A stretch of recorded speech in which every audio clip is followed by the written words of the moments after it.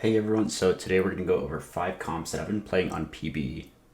Set 5 has been out for a couple of hours now, and I've been playing with people in the Discord and also looking at what other people have been playing, and I found 5 comps that are doing pretty well and are relatively easy to play. And this first one is my favorite by far. It's the Invoker comp. This one essentially just uses Karma and Teemo as the main carry. And with 4 Invoker, you are getting a ton of mana. Like, everybody gets essentially a built-in free Spirit of Sojin, and so you have Lux that's gonna heal your entire team or shield them because she targets furthest away. Same thing with the Brawl, she's gonna always target here, so you're keeping that Karma alive and that Teemo alive. Same thing with the Bryce, he's always gonna target the closest, so if it's like an assassin jumps over or something, he's always gonna target it. And then you also have like Ivern, which is a CC unit, and Volibear, which is CC. So this is kind of just stall the game real quick and let Karma get to her super cast state when she only has 10 mana. Now this is the best version, but sometimes if you can't find Teemo or if you don't have enough health to buy him, then you want to go for a 2 Invoker build. Then you're essentially just dropping the Teemo and the Syndra, and what you put in will depend a lot. In this set there's so many different things you can fit in, like here we can easily put in 3 Redeem back in, we can put in 2 or 3 Ironclad, we can put in Cavalier for Irel, or we can put in Abomination really easily. There's so many different things, or even just another Mystic. But if you are taking out Invoker, the CC units are not going to cast as often, so we're going to need some more frontline to put in. Therefore, we're just putting Nautilus for 2 Ironclad and Garen for 2 Dawnbringer and 2 Knights. Doesn't show that he's a Knight here, but he's a Knight, so you get 2 Knight in as well. As for items for Karma, you really want blue buff. That's the only thing you need, and the rest are just AP items and healing items. Also putting like Spirit Sojin on both Lux and Rice is really good, and also like Chalice and Ziggs is good on both on Rice. So next one up is Jax carry. Here we're just running 3 Skirmisher, and so they're gonna get he's gonna get more AD every single second. And so the whole goal of this comp is just to stall out the game and let Jax just scale up infinitely, because not only does his spell allow him to attack, get higher attack speed, but also with this synergy he's going to attack faster and deal more damage the longer the fight goes on. So therefore we just want defensive synergies that fit well with him. So we put in 3 Ironclad, so we get to put in Rel and Nautilus again. And then we also put in 2 Knight with Garen and Nautilus, even though it doesn't show here, Garen is a Knight. And then we also have in Mystics, and so Lux is going to shield here, and then Ryze is also going to CC units, so you want to kind of have Ryze closer to Jax to CC his threats. And then you have Viego here to deal with the backline CC, because this comp doesn't really have any backline access.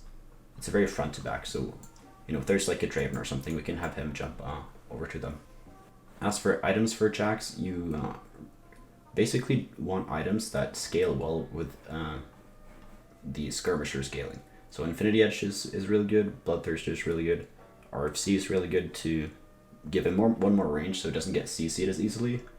Also stuff like Hand of Justice is going to be good, like Giant Star is going to be good, Last Whisper is going to be good. Basically just standard AD items, that's what you want to put on Jax. Now the next one up is going to be Nightbringers. So here we got Aphelios as the main carry, and then we have Ashe and Darius as kind of backup carries. And so this is fairly simple, very easy synergy, probably one of the beginner comps. It's a really easy comp to build and to get started with. The whole game plan is just to run Aphelios.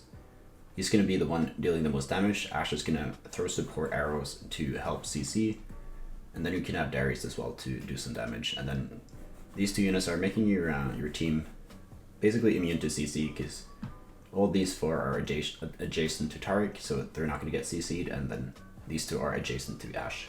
There's not that much to say about this. All you need is 2 Ranger, and you usually want at least 2 or 4 Nightbringers. You can drop 6 is not that necessary, but it's a lot easier to build 6, because there's so many other different things you can go for. You can, for example, take out 6 Nightbringer to put in like Mystics, and to even put in like Dragon Slayers or something.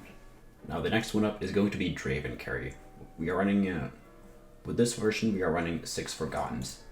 So what I really like about this version of the Draven carry is that you can really just get away with slamming a ton of these cursed items. Because the way the synergy works is that they benefit from you having made multiple cursed items. And Draven himself just wants a bunch of AD items like IE Lost Whisper is great, and then GA is great as well to revive him, because he's also going to heal a lot from the Legionnaire synergy. Kind of the same idea as the previous comp. We have CC immunity for a couple of seconds at the start with both Taric and Kayle, and if Draven can't do the job, then Kayle definitely can if you allow her to scale up. Also, with this comp, we're running Viego, so you don't really want to greed the CC immunity on him. You know, if there's like another enemy Draven or Aphelios or something, you definitely want Viego to jump so you can convert that to your team. The final comp is going to be sort of a Vanguard Mystic comp. So here we got 3 Ironclad and 3 Mystics, and Velkoz is our primary carry. And so this is pretty basic. It works kind of like the Invoked comp, the first one I showed, where you got Lux shielding all these units here. And then you got Rel also shielding the farthest away, so she's going to shield the Velkoz. Then we also have Redeem, so Velkoz is going to get even more AP. And so when it comes to items, you really want Gunblade on Velkoz, because Gunblade is super good on units that have that deal a lot of damage and have high resistances. So he's getting way more value out of his HP, and so that's why we really want to get the HP back up, because then he's going to get more mana, and then he's going to keep casting more.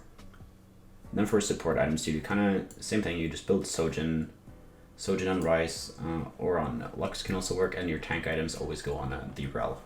And much like with all the other comps, it's very flexible, as you can easily like drop down to 2 Mystic to put into Cavalier or 2 Knights, for example.